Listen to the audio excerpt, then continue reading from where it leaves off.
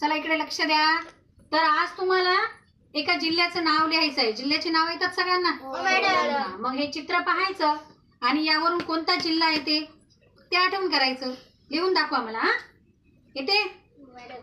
चला कोण येते?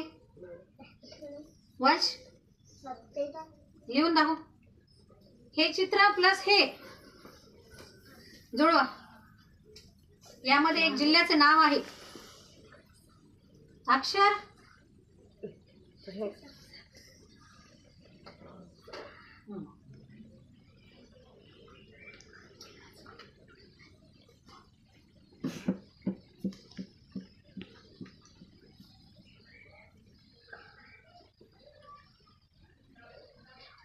आहे बरोबर? नाही. चला कोण येते पुढे? सक्षमी काय आहे ना? नाही. शिवम सातारा. जिल्ह्याचं नाव आहे ना?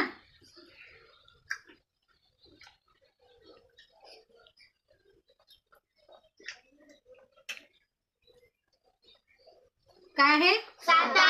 सातारा जिल्हा आहे की नाही? मग त्याच्यामध्ये 7 आहे आणि हे काय आहे? तारा. चांदणीला काय म्हणतात मराठीमध्ये? तारा म्हणतात. मग झालं ना, सातारा आले की नाही? मग थोडंसं असं डोकं तुमचं चालवत राहा. शिवमसाठी जोरदार टाळ्या.